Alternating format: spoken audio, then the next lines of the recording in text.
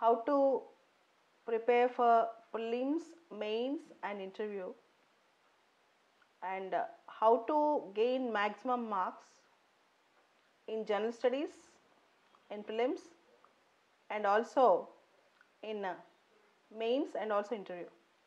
So today I am going to speak about prelims preparation, mains preparation and interview preparation.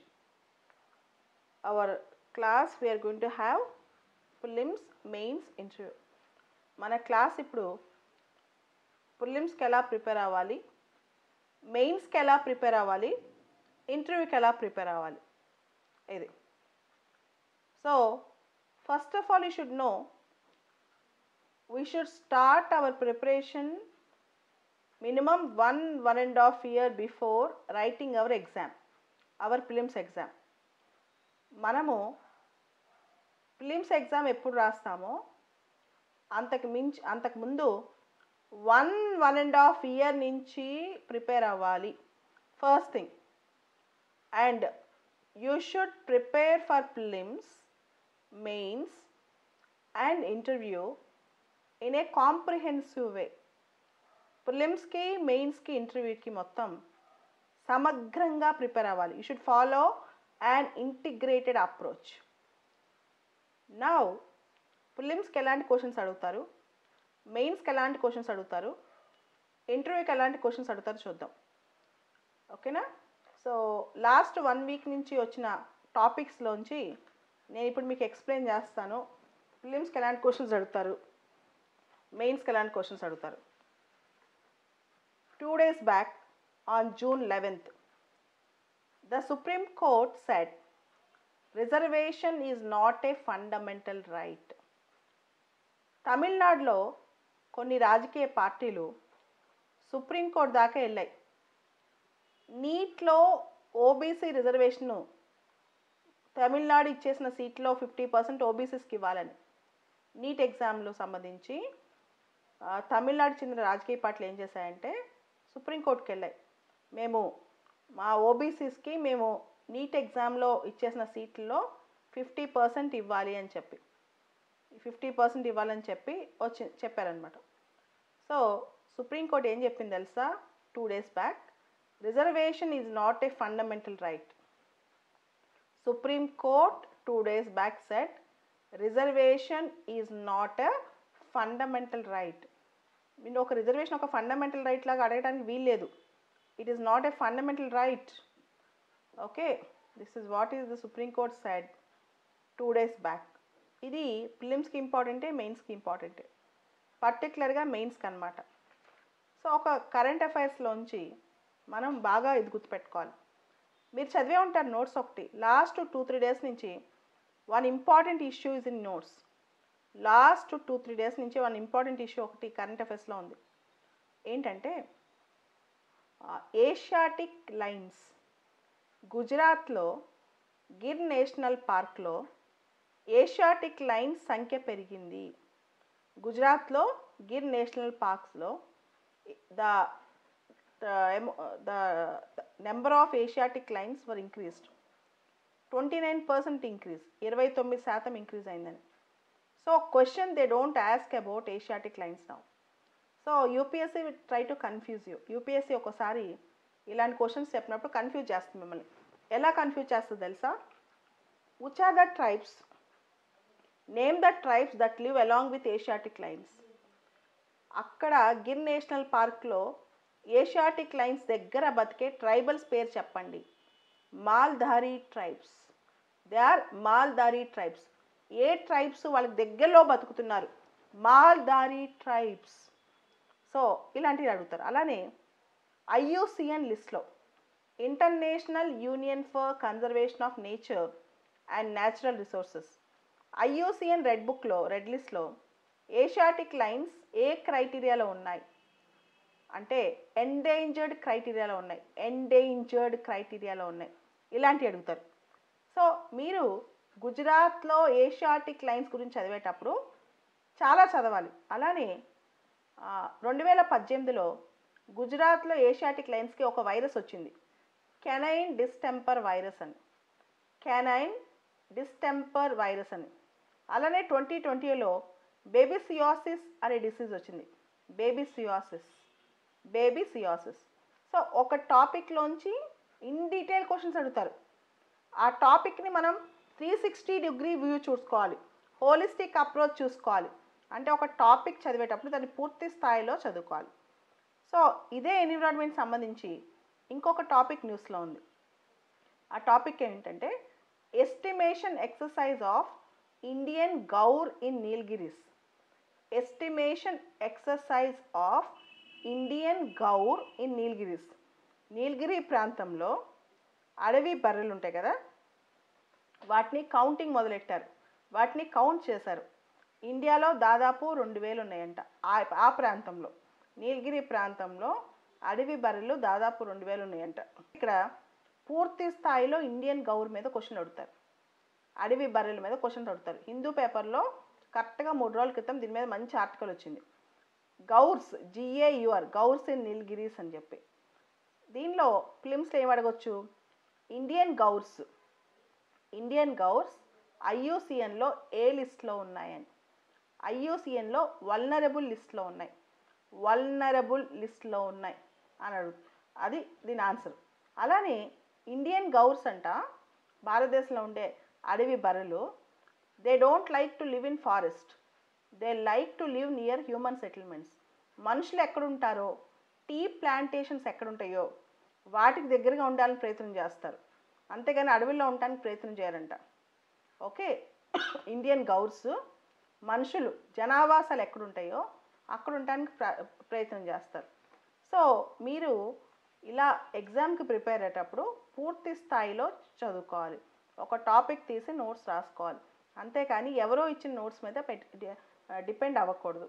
ఎవరిచ్చినా సరే, అది నేను ఇచ్చినా ఇంకొక ఇన్స్టిట్యూట్ ఇచ్చినా, మీ సొంత నోట్స్ దానిలోంచి బిల్డప్ చేసుకోవాలి, మీ ఓన్ నోట్స్ దానిలోంచి బిల్డప్ చేసుకోవాలి. అదే ప్రిలిమ్స్ ప్రిపరేషన్.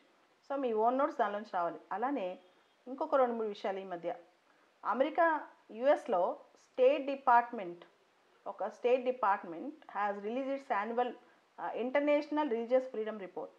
అమెరికాలో US state department have released its annual international religious freedom report. దానిలో ఇండియాలో రిలీజియస్ ఫ్రీడమ్ లేదు అని చెప్పి అమెరికా వాళ్ళు డిక్లేర్ చేశారనమాట. India denied it. So whenever you are writing an article answer about secularism, ఇండియాలో మతం గురించి ఒక ఆన్సర్ రాసేటప్పుడు ఇట్లా యుఎస్ వాళ్ళు ఇలాంటి రిపోర్ట్ ఇండియా మీద ఇచ్చారు, ఇండియా దాన్ని డినై చేసింది అని చెప్పి రాయాలన్నమాట. సో కొన్ని important things you need to work it on, చాలా జాగ్రత్తగా చేయాలి. అలానే మీరు గమనిస్తే ఈ మధ్య వర్చువల్ సమ్మిట్స్ బాగా పెరిగిపోయాయి. వర్చువల్ సమ్మిట్స్ అంటే లీడర్స్ ఒక చోటు నుంచి ఇంకో చోటకి వెళ్లకుండా, ఒక దేశం నుంచి ఇంకో దేశానికి వెళ్లకుండా ఇక్కడే కూర్చుని ఆన్లైన్లో సమ్మిట్ జరిపేస్తున్నారు. ఆన్లైన్లో దాన్నే వర్చువల్ సమ్మిట్ అంటున్నారు. ఈ మధ్య ఇండియాకి ఆస్ట్రేలియాకి వర్చువల్ సమ్మిట్ జరిగింది. సో ఆ వర్చువల్ సమ్మిట్ అవుట్కమ్ ఏంటి? ఈ మధ్య ఇండియాకి ఆస్ట్రేలియాకి వర్చువల్ సమ్మిట్ జరిగింది. ఆ వర్చువల్ సమ్మిట్ అవుట్కమ్ ఏంటి? అలానే మనందరికీ తెలుసు వైజాగ్లో గ్యాస్ లీక్ అయిందని. అలానే లాస్ట్ వీక్ అస్సాంలో గ్యాస్ లీక్ అయిందనమాట.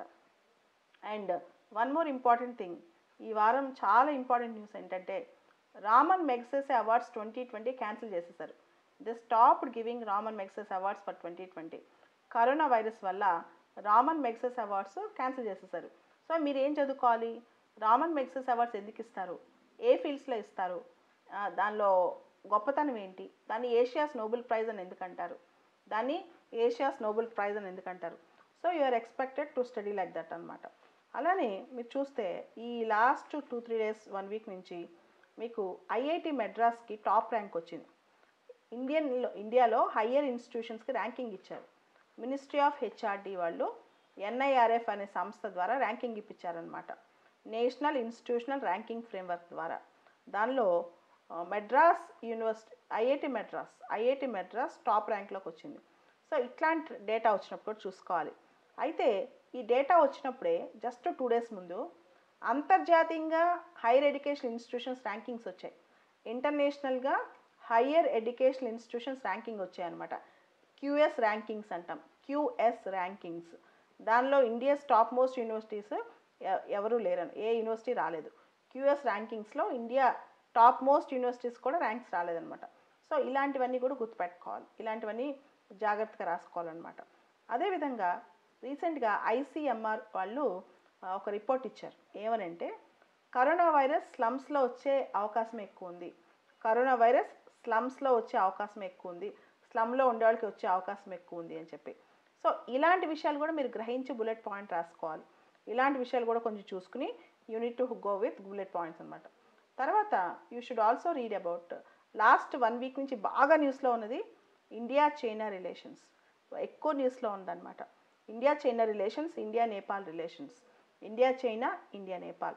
సో మీకు ఏ విధంగా ప్రిలిమ్స్కి మెయిన్స్కి ఉపయోగపడతాయి అంటే ఇవి, మీరు కాలాపాని ఎక్కడుంది, లిపు లేక్ ఎక్కడుంది, ఇట్లా ఏదైతే న్యూస్లో ఉందో వాటిని పాయింట్అవుట్ చేసుకోవాలన్నమాట, వాటిని చూసుకుంటూ ఉండాలి.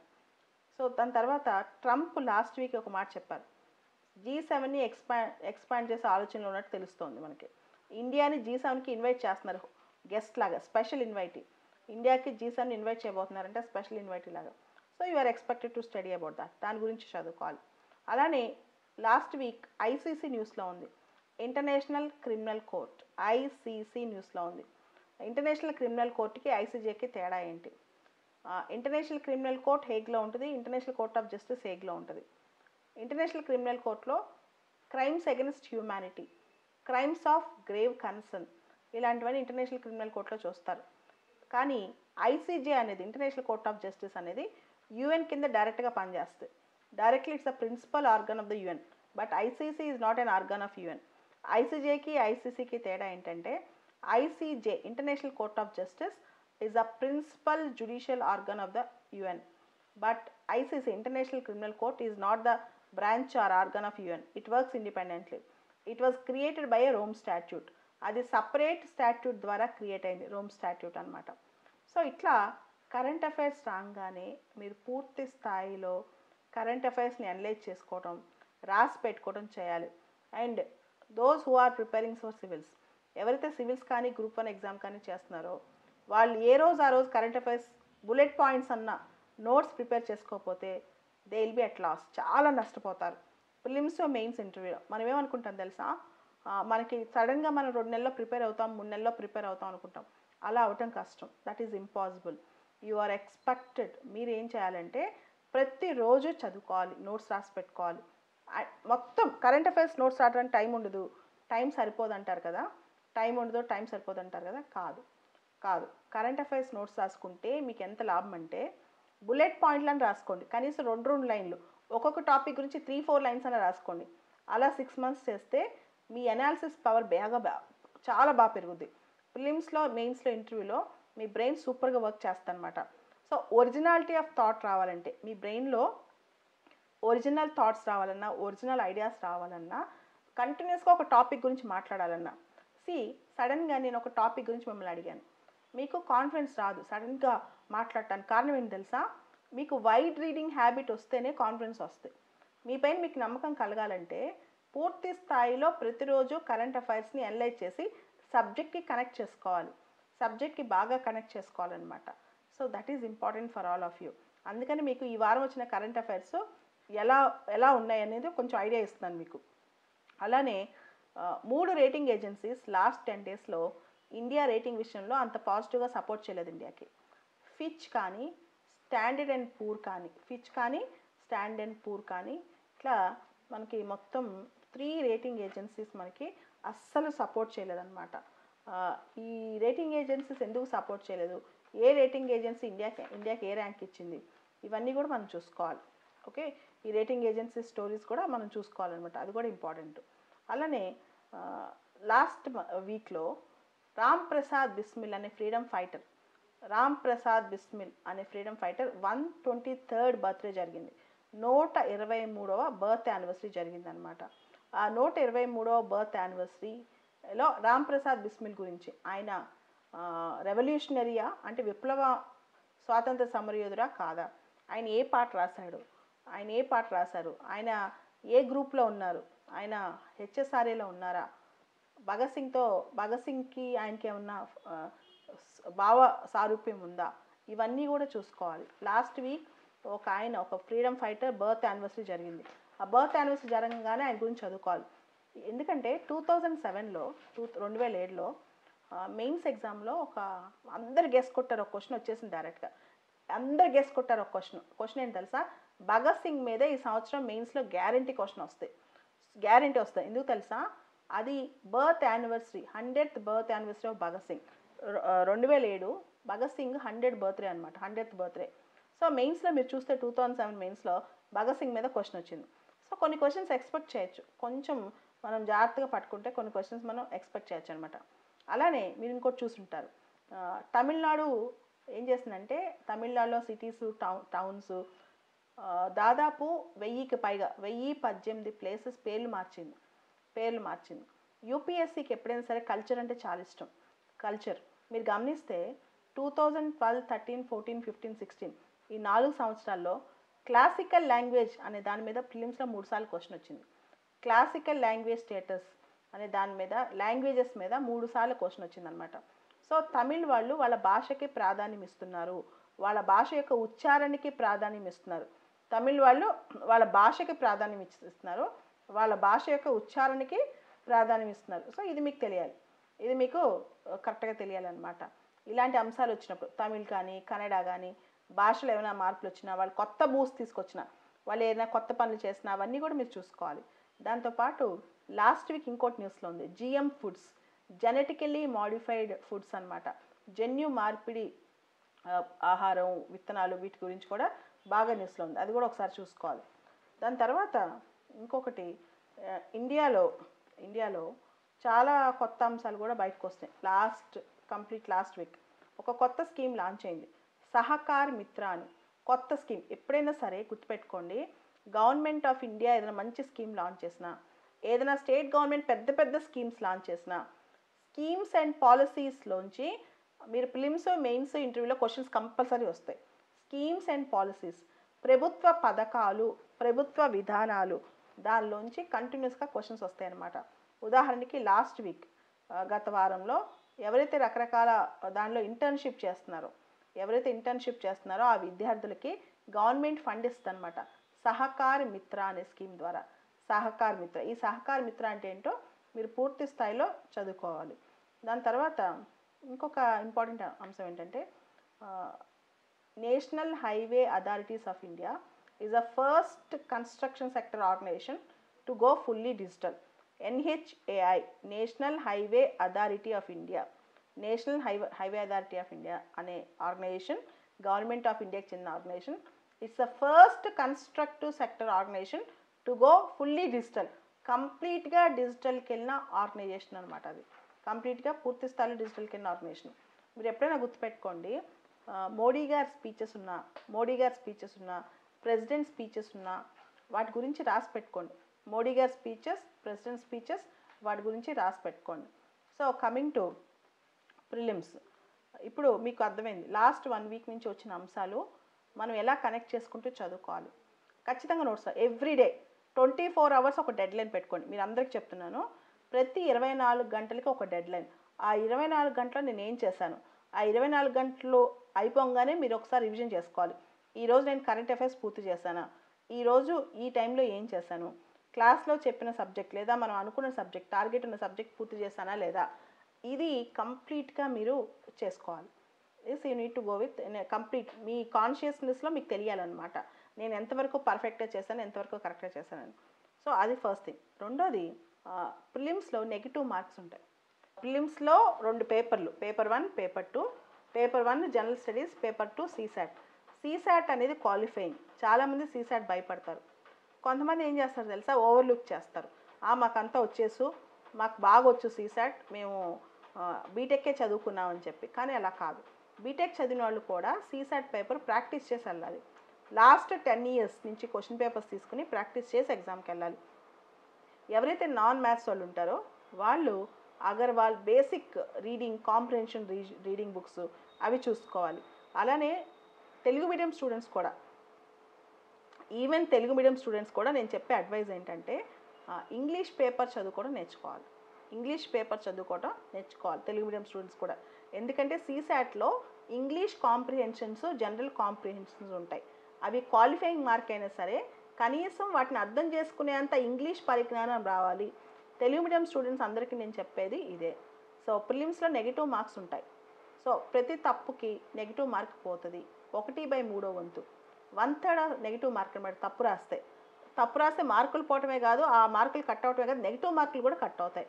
సో అన్ని క్వశ్చన్స్ ఆన్సర్ చేద్దామని తొందరపాటు పడపాకండి.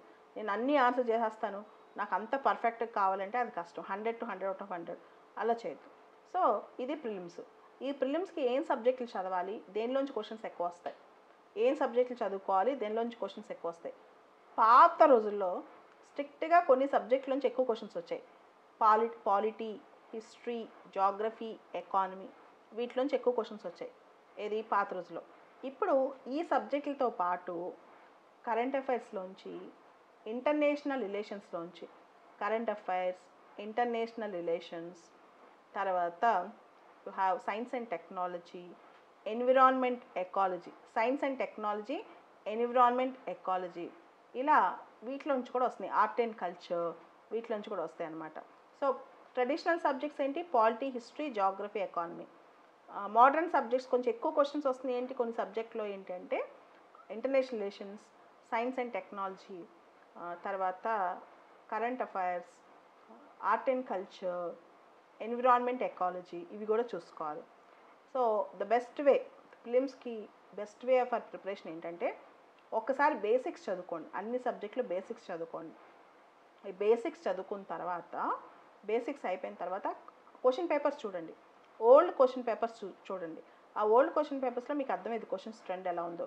క్వశ్చన్స్ చూసి భయపడొద్దు. మీకు ఒక టెక్నిక్ ఉంది, రివర్స్ ఇంజనీరింగ్ టెక్నిక్ అని.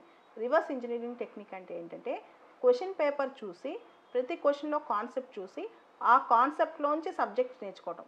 సో క్వశ్చన్ని ఆన్సర్ చేసే ముందు ఆ క్వశ్చన్లో కాన్సెప్ట్ చూసి దానిలోంచి సబ్జెక్ట్ నేర్చుకోవడం. ఉదాహరణకి ఒక క్వశ్చన్ వచ్చింది యాంటీ డిఫెక్షన్ లా మీద ఒక క్వశ్చన్ వచ్చింది అనుకోండి ప్రిలిమ్స్లో. మీరు ఆన్సర్ చేయొద్దు. ఫస్ట్ మీరు ఏం చేస్తారంటే యాంటీ డిఫెక్షన్ లా ఎక్కడ పాలిటీలో వస్తాయి, పాలిటీలో ఎక్కడ వస్తుంది, ఇండియన్ కాన్స్టిట్యూషన్లో 10th షెడ్యూల్లో వస్తాయి. ఆ 10th షెడ్యూల్ ఎప్పుడు యాడ్ చేశారు, 52nd అమెండ్మెంట్లో యాడ్ చేశారు. దానికి ఏమైనా మార్పులు వచ్చాయా? అవును, 91st అమెండ్మెంట్లో మార్పులు వచ్చాయి. అంటే రివర్స్ ఇంజనీరింగ్ టెక్నిక్ అంటే క్వశ్చన్లోంచి ఆన్సర్ డిగ్ చేయటం.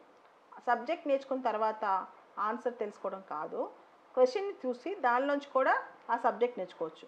క్వశ్చన్ని చదివి దానిలోంచి సబ్జెక్ట్ నేర్చుకోవడం, అవి కూడా ఉపయోగపడతాయి. This is called reverse engineering technique. దీన్ని రివర్స్ ఇంజనీరింగ్ టెక్నిక్ అంటారనమాట. So that is one thing. తర్వాత last year question paper, last 10-15 years question papers చూడండి బేసిక్స్ చదివిన తర్వాత. కానీ ఇప్పుడే వద్దు, బేసిక్స్ చదవకుండా క్వశ్చన్ పేపర్ చూస్తే భయపడి పారిపోతారు. కొంత బేసిక్స్ అలవాటు అయ్యాక ఒక 3-4 months తర్వాత క్వశ్చన్ పేపర్ చూడండి. ఓకే, అది ప్రిలిమ్స్కి. మెయిన్స్కి ఎలా ప్రిపేర్ అవ్వాలి అంటే చాలామంది మెయిన్స్ అప్పుడు ప్రిపేర్ అవుదాం అనుకుంటారు. ప్రిలిమ్స్కి మెయిన్స్కి 3.5 months గ్యాప్ ఉంటుంది. ప్రిలిమ్స్ ఎగ్జామ్ రాశాక మెయిన్స్కి ఒక 3.5 గ్యాప్ ఉంటుంది. 3.5 నెలల గ్యాప్లో, అంటే 100 days గ్యాప్లో మీరు ఏ విధంగా చేయగలరు చెప్పండి. 100 days గ్యాప్లో ఏ విధంగా చేయగలరు? కష్టం కదా. సో అందుకని ప్రిలిమ్స్తో పాటే మెయిన్స్కి కూడా ప్రిపేర్ అవ్వాలి. రోజుకి ఒక 3-4 hours మీరు మెయిన్స్కి ప్రిపేర్ అవ్వాలి. దానిలో మినిమం 2 hours రైటింగ్ ప్రాక్టీస్ చేయాలి. Everyday minimum 2 hours writing practice చేయాలి. మీరు కోచింగ్లో జాయిన్ అయితే మీరు రాసి స్క్రిప్ట్స్ మీ టీచర్కి చూపించవచ్చు. లేదా సొంతంగా అయితే మీ ఫ్రెండ్స్ ఒక గ్రూప్ లాగా ప్రిపేర్ అవ్వండి.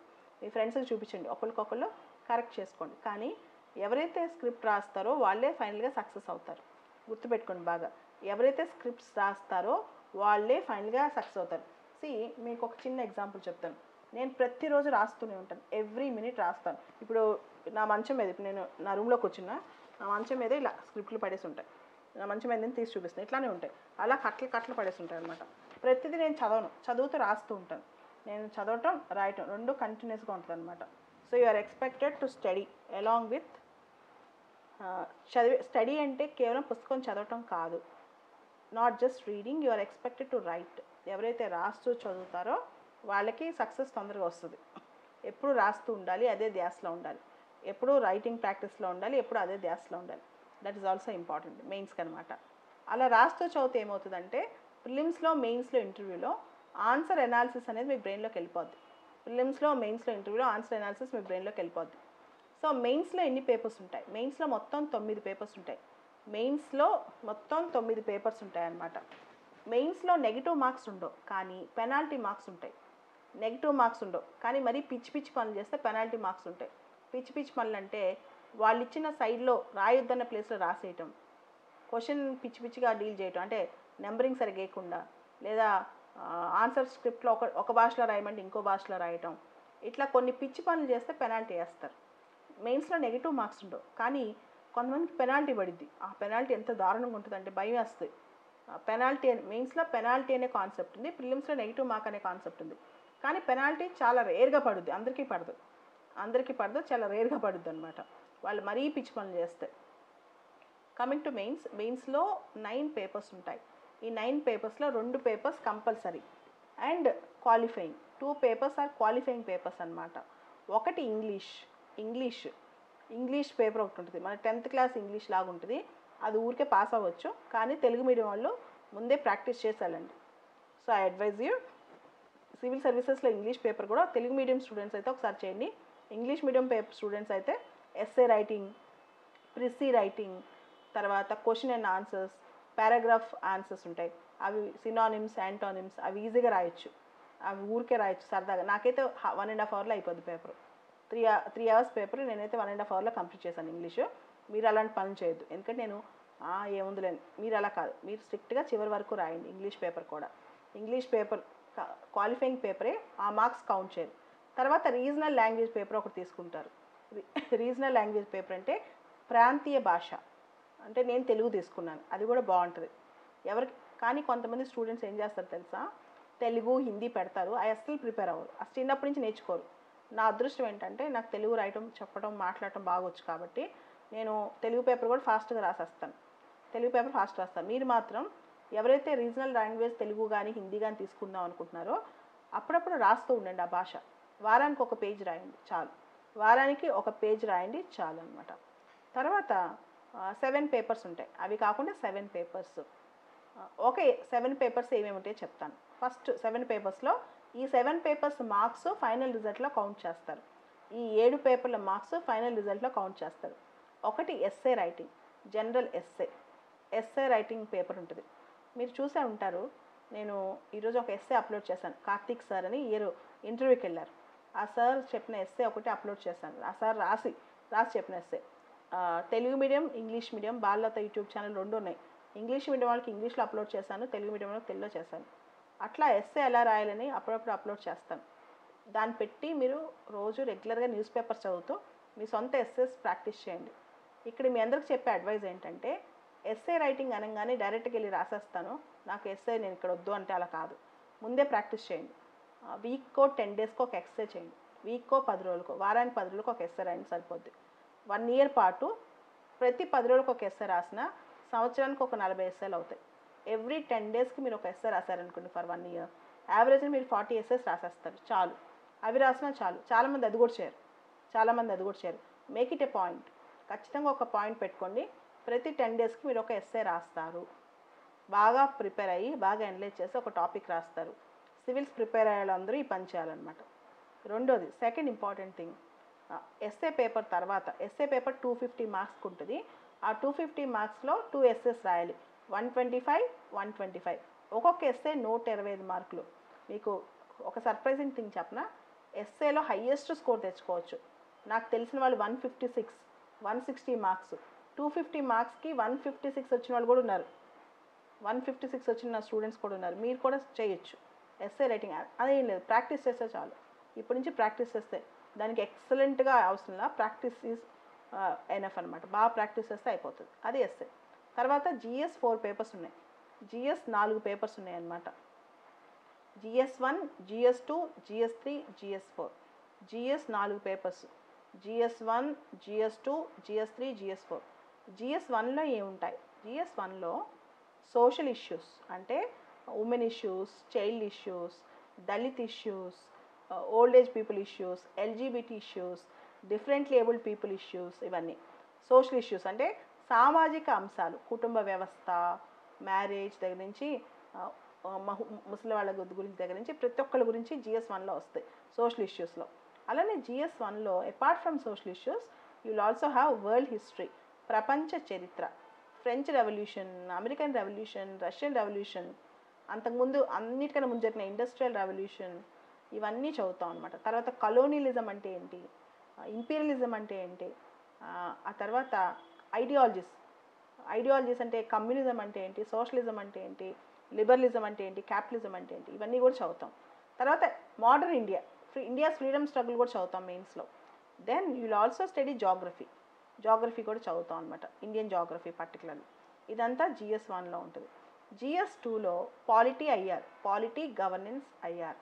GS2 పేపర్లో పాలిటీ, గవర్నెన్స్, ఇంటర్నేషనల్ రిలేషన్స్ ఉంటాయి. పాలిటీలో మీకు తెలుసు కదా కాన్స్టిట్యూషన్.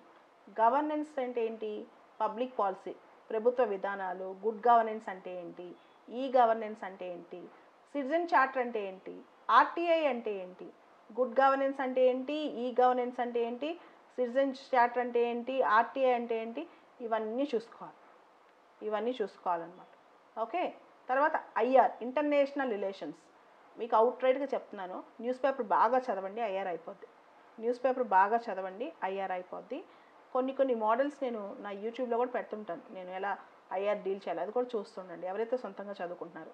తర్వాత GS2, GS3లో ఏముంటాయి, GS3లో మెయిన్స్లో you will have economic development, మన ఆర్థిక అభివృద్ధి, ఆర్థిక వ్యవస్థ ఎలా ఉంది, ఎన్విరాన్మెంట్, మన పర్యావరణం, డిసాస్టర్ మేనేజ్మెంట్, విపత్తు నిర్వహణ, disaster management.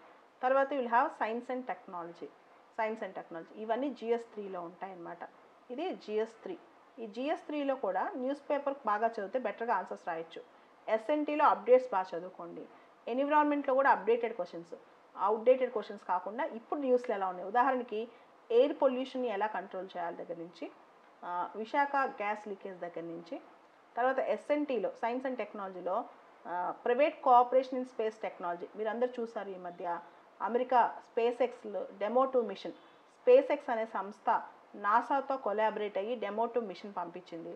So the private collaboration in space technology, ఇలాంటివన్నీ కూడా క్వశ్చన్స్ రావచ్చు. సో ఏదైతే మనకి న్యూస్లో బాగా వస్తుందో అవే మీకు GS3లో కూడా చాలా క్వశ్చన్స్ వస్తాయి. ఓకే. అండ్ ఇప్పుడు ఆత్మనిర్భర్ భారత్ అని గవర్నమెంట్ ఒక ప్యాకేజ్ ప్రకటించింది, అది ఎకనమిక్ డెవలప్మెంట్లో చాలా ఇంపార్టెంట్. అలానే ఈ మధ్య కొత్త ట్యాక్స్ ప్రపోజ్ చేశారు. నీతి ఆయోగ్ ఒక మెంబరు బార్డర్ అడ్జస్ట్మెంట్ ట్యాక్స్, అది కూడా క్వశ్చన్ రావచ్చు, ఇలా కూడా ఉంటుంది అనమాట. అది GS3. తర్వాత GS4 ethics, integrity, aptitude. GS4 అంటే 250, అన్ని GS పేపర్లు 250 మార్క్స్, ఎస్ఏ పేపర్ కూడా 250 మార్క్స్.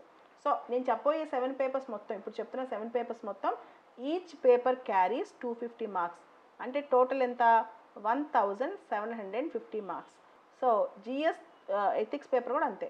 సో ఎథిక్స్ పేపర్ 250 మార్క్స్లో అరౌండ్ 125 మార్క్స్ థియరీ క్వశ్చన్స్ వస్తాయి, అరౌండ్ 125 మార్క్స్ కేస్ స్టడీస్ వస్తాయి. ఎథిక్స్ పేపర్లో 125 మార్కులు థియరీ క్వశ్చన్స్ వస్తాయి, 125 మార్కులు కేస్ స్టడీస్ వస్తాయి అన్నమాట. ఈ కేస్ స్టడీస్ కూడా చాలా ప్రాక్టికల్గా రాయాలి. మీకు కొన్ని ఎగ్జాంపుల్స్ చెప్తాను. ఎథిక్స్ ఆన్సర్స్లో, కేస్ స్టడీస్లో ఈ మధ్య వాడుకునే ప్రాక్టికల్ థింగ్స్ చూడండి ఒకసారి. ఇక్కడ ఈ మధ్య లాక్డౌన్ టైంలో ఒక ఆ అబ్బాయి హెల్త్ బాగోదన్నమాట, ఒక సిండ్రోమ్ ఉంది.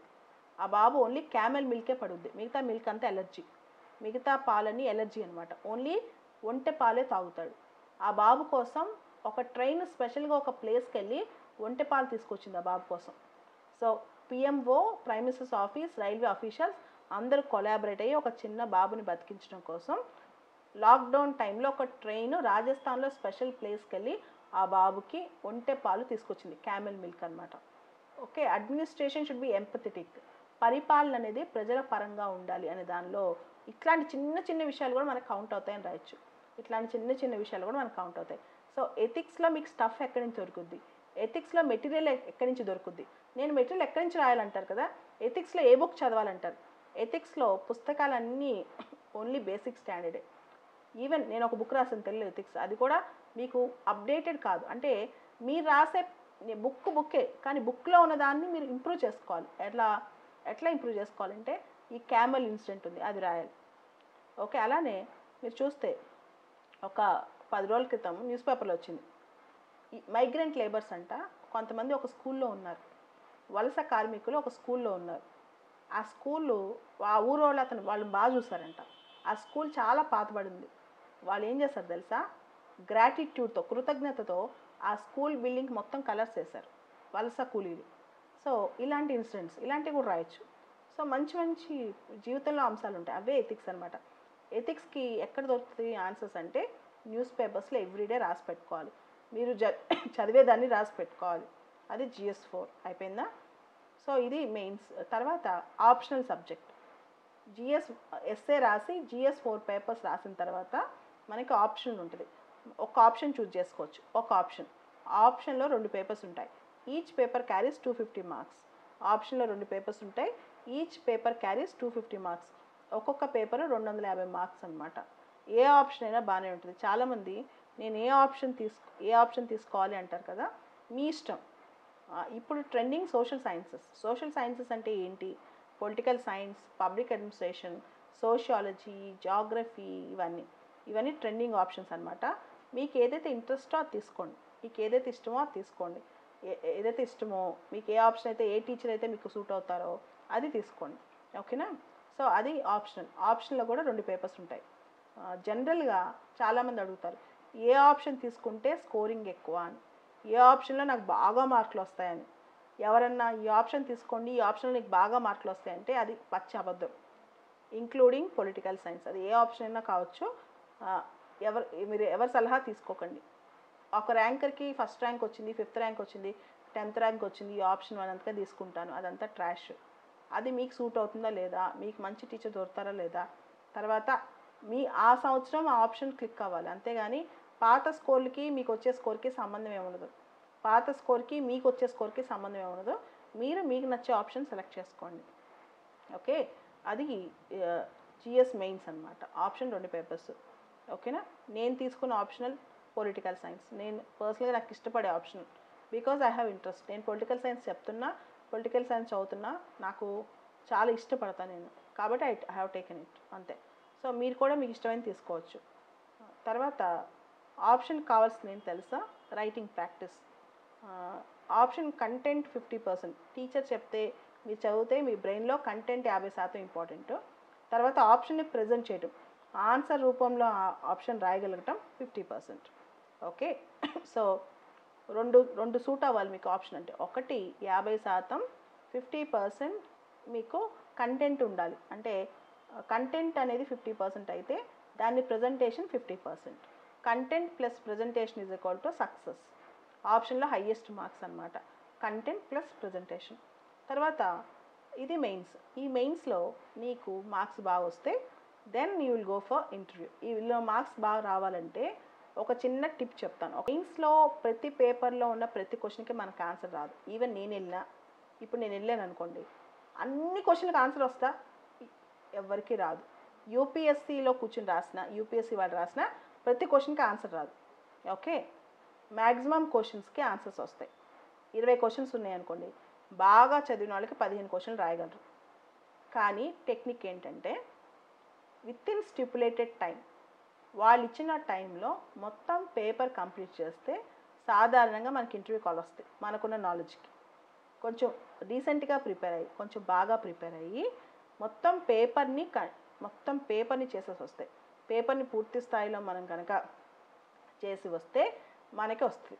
నా స్టూడెంట్స్ అందరూ మెయిన్స్కి వెళ్ళే వాళ్ళకి నేను చేసే పని ఏంటి తెలుసా, పేపర్ మొత్తం కంప్లీట్ చేసుకురామని చెప్తాను. The only thing, complete the entire paper, అదే నేను చెప్పేది. అది చేస్తే ఎవరైనా పాస్ అవుతారు.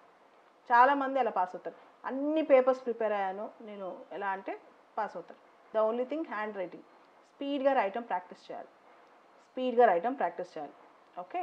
సో ఇలా మెయిన్స్ నుంచి ఇంటర్వ్యూకి వెళ్తారు. మెయిన్స్ పాస్ అయిన వాళ్ళు ఇంటర్వ్యూకి వెళ్తారు. ఇంటర్వ్యూ అనేది 275 మార్కులు, 275 marks. Mains marks 1750, interview 275. Total ఎంత, 2025, 2025 మార్కులు అనమాట. దీనికి ఫైనల్గా మీకు వచ్చే మార్క్స్ మీకు ఎన్ని మార్క్స్ వస్తాయి అనేది చాలా ఇంపార్టెంట్. దాన్ని బట్టి నీకు ఐఏఎస్ వస్తా, ఐపీఎస్ వస్తా, అసలు లిస్ట్లో నువ్వు ఉంటావా, లిస్ట్లో నువ్వు ఉండవా, ఇవన్నీ అనమాట. సో ఇది 3 steps process: prelims, mains, interview. So ఇంటర్వ్యూలో ఎక్కువ మార్క్స్ రావాలంటే అప్పటికప్పుడు ప్రిపేర్ అవుతా రావు. అది కూడా ఇప్పటి నుంచే ప్రిపేర్ అవ్వాలి. ఇప్పుడు సింపుల్ థింగ్, ఇప్పుడు మీరు ఎవరైనా ఆన్ చేసి ఒక టాపిక్ ఇచ్చి మాట్లాడమన్నాను అనుకోండి, కరోనా వైరస్ గురించి మాట్లాడండి అన్నాను అనుకోండి, ఒక 5 నిమిషాల పాటు ఆపకుండా ఎవరెవరు మాట్లాడగలరు? మనందరం 3 నెలల నుంచి కరోనా అంటున్నాం కదా, కరోనా వైరస్ గురించి ఒక స్పీచ్ ఇవ్వగలరా ఎవరన్నా? సో ఇంటర్వ్యూ అంటే ఏం లేదు, ఒక విషయం గురించి పూర్తి స్థాయిలో అవగాహనతో బ్యాలెన్స్ తప్పకుండా మాట్లాడటం. ఓకే, అలా మన చుట్టూ జరిగే అంశాలు, అంతర్జాతీయ సంబంధాలు, national issues, science and technology, పాలిటిక్లా మన చుట్టూ జరిగే అంశాల గురించి టాపిక్స్. ఏం ఇంటర్వ్యూ అంటే అమెరికాలో ఒంటెలు ఎన్ని ఉన్నాయని అడిగారు అనుకోండి, ఒంటెలు ఉన్నాయో లేదో కూడా మనకు తెలియకపోవచ్చు. అలాంటివి చెప్పకపోతే తప్పేం కాదు, ఫ్యాక్చువల్ ఎర్రర్స్ చెప్పకపోతే అసలు ఏం కాదు. కాకపోతే బేసిక్ క్వశ్చన్స్ ఉంటాయి. బేసిక్ క్వశ్చన్స్, గవర్నర్ని ఎవరు అపాయింట్ చేస్తారంటే నాకు తెలియదు సార్ అన్నారు అనుకోండి, నువ్వు ఇంటర్వ్యూ దాకా ఎలా వచ్చావు సార్ అంటారు. ఓకే, అర్థమైందా? అలాంటివి బేసిక్ క్వశ్చన్స్ తప్పు చేయకూడదు, ఎనాలిసిస్ తప్పు ఉండకూడదు, ఇంటర్వ్యూలో అసంబద్ధంగా మాట్లాడకూడదు, అంటే ఇన్కన్సిస్టెంట్గా పిచ్చిగా మాట్లాడకూడదు, అండ్ ఒకటి అడిగితే ఒకటి సమాధానం చెప్పకూడదు, ఊరికే ఎన్రేజ్ అవ్వటం, ఊరికే కోపం రావటం, ఎరాటిక్ జడ్జిమెంట్స్, తప్పుడు జడ్జిమెంట్స్ ఇవ్వటం, తర్వాత ఎక్స్ట్రీమ్ స్టేట్మెంట్స్ ఇవ్వటం, ఇవన్నీ తీసేసేయాలి. ఓకేనా? సో ఇంటర్వ్యూలో మార్క్స్ తక్కువ వచ్చినా, ఒకవేళ మెయిన్స్లో టాప్ మార్క్స్లో ఉన్నారనుకోండి, మీకు ఏదో ఒక ర్యాంక్ తగులుతుంది. చాలామంది ఇది అడుగుతారు, ఇంటర్వ్యూలో తక్కువ మార్క్స్ వస్తే పాస్ అవుతామని. అది ఇట్స్ ఎ ఛాన్స్ అనమాట. మెయిన్స్లో టాప్ మార్క్స్ వచ్చినాయి అనుకోండి, ఇంటర్వ్యూలో కొన్ని తగ్గినా పర్లేదు. మరీ ఇంటర్వ్యూలో బాగా తగ్గితే మెయిన్స్లో ఫైనల్ ర్యాంక్లో ఉండవు అనమాట. మరి ఇంటర్వ్యూలో 30-40 మార్కులు వస్తే ఛాన్స్ తక్కువ. అదే మెయిన్స్లో బాగా వచ్చి ఇంటర్వ్యూలో 10 మార్కులు తగ్గినా పర్లేదు, కానీ అలా కాదు, అలా ఛాన్స్ తీసుకోకూడదు. కానీ ఇంకొక విషయం చెప్తాను, ఇంటర్వ్యూ ఎన్ని మార్క్స్? 275. మెయిన్స్లో ఒక పేపర్ ఎన్ని మార్క్స్? 250. సో మెయిన్స్లో ఒక్కొక్క పేపర్ 250, ఇంటర్వ్యూ 275. సో ఇంటర్వ్యూలో ఒక 10 మార్కులు తగ్గినా మెయిన్ స్కోర్ బలంగా ఉంటే మీరు వెళ్ళిపోతారు, మీరు మంచి లిస్ట్లోకి వెళ్ళిపోతారు. కాబట్టి మెయిన్స్ అప్పుడే జాగ్రత్త తీసుకోండి. ఓకే, అండ్ చాలామంది అంటారు ఇంటర్వ్యూ తెలుగులో చేయొచ్చు. కానీ నా ప్రకారం always try to develop some basic skills in English. ఆంగ్ల భాషలో కొన్ని ప్రామాణికాలు, కొంత బేసిక్స్ నేర్చుకోండి, తప్పేం లేదు. తెలుగు మీడియం వాళ్ళు కూడా స్లోగా అలవాటు చేసుకోండి. In my case I will tell you, నాకు ప్రాపర్ స్కూలింగ్ కూడా లేదు, కానీ నేను ఇంగ్లీష్ నేర్చుకున్నాను. I can speak in English, I can deliver my lectures in English, so I can write good English, I can write good answers in English. That can happen అనమాట. మీ అందరికీ చెప్తున్నాను, కొంచెం నేర్చుకోండి, ఏం కాదు. 1 సంవత్సరం పట్టినా ఏం కాదు, టైం పడుతుంది, but you will get through. Notes అంటే ఏం లేదు, ఒక టాపిక్ చదివాక దానిలో మోస్ట్ ఇంపార్టెంట్ పాయింట్స్ ఒక 5-6 పాయింట్స్గా కుదించుకుని దాన్ని ఒక సినాప్సిస్ తయారు చేసుకోవడమే నోట్స్ అంటాం. అంటే నువ్వు ఒక టాపిక్ చదివావు, ఒక న్యూస్ పేపర్ ఆర్టికల్ చదివావు, దానిలో మోస్ట్ ఇంపార్టెంట్ పార్ట్స్ తీసుకుని దాన్ని సినాప్టికల్ వ్యూలో రాసుకుంటే దాన్ని నోట్స్ ప్రిపరేషన్ అంటారు.